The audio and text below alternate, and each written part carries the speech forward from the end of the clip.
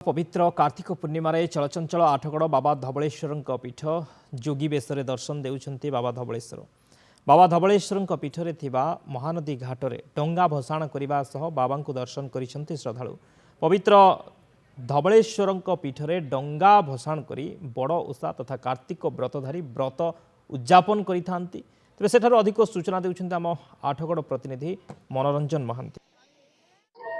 देखंतु अक्का माँ बोई पान गुआ थोई पान गुआ तोर मासक धर्म मोर एमिति कही आज जो रही धवलेश्वर पीठरे हजार हजार श्रद्धालु आसी डंगा भसई कारण आज हूँ जो कार्तिक मासर उद्यापनी दिन यही दिन बाबा धवलेश्वर को दर्शन करने सहित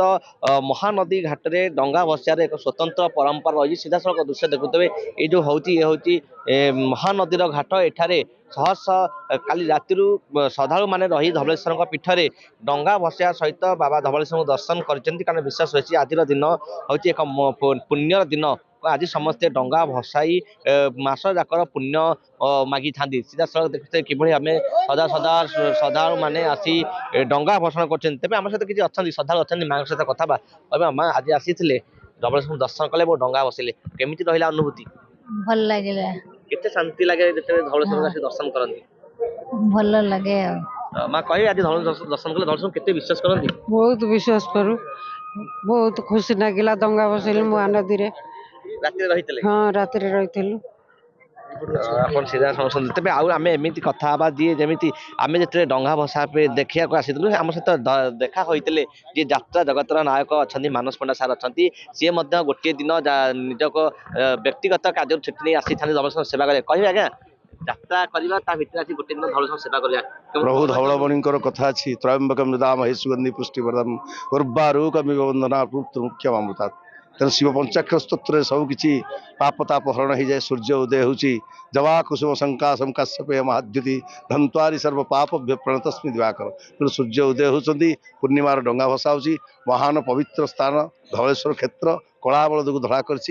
क्षेत्र महत्व कहले न सरे। तेणु आज ये पवित्र पुण्य महानदी जोठिकी माने गंगा सहित सामान तेणु महानदी बुड़ पारी डंगा भसई आमर से साधव पुओंकर परंपरा को बंचाई रखिंट आमर से ओडिशार अगणित भक्त माने धवलेश्वर पाख लक्ष लक्ष समागम भक्त 5 दिन ए वर्ष पंचुक होनी 4 दिन पंचुक होती 4 दिन भर मुझे देखिली एभली लोक मु जीवन में देखी नी काली जो भाई लोक आसिले आज भी सेमती लक्षाधिक भक्त समागम होची प्रभुंकर मंगल आरती सरी एवं ठाकुर सेवा चली। आज एक महान दिन पवित्र कार्तिक पूर्णिमा जेहेतु यात्रा जगत मु अवसर नहीं आसे मात्र 5 दिन मालिकों अवसर नहीं आसी मालिकों छुट्टी आनी मालिकों पाखे मुझे चिर ऋणी से मत छुट्टी दिखती यही बड़ ओषा यात्रा को आसापी जेहेतु ठाकुर पूजक कथा कहवा स्टेज यात्रा करवा धवलेश्वर सेवा करवा केमी लगे निजक प्रथम तो मोर वृत्ति हूँ ब्राह्मण वृत्ति पूजा करवा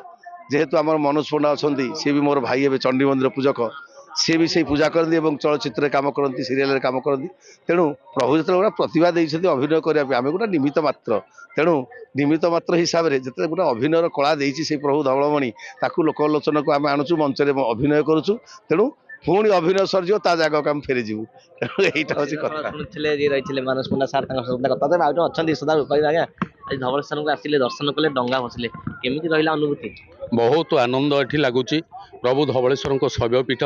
नना एठी जहाँ कहीगले अक्षर अक्षर निश्चिंत सतकथा सबू एवं यही पवित्र दिन में आम गोटे वर्ष अपेक्षा करूँ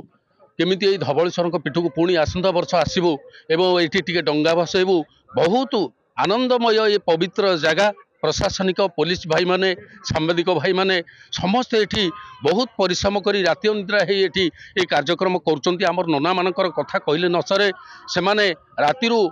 एठी प्रभु को पिठा तैयारी करी बंटन करुचंती तेणु यही लीला प्रभु को लगी था समस्त ऊपर आशीर्वाद थाउ एवं समस्ते आनंद रहंतु एतिकी प्रभु श्री धवलेश्वर पाखरे निवेदन करुचु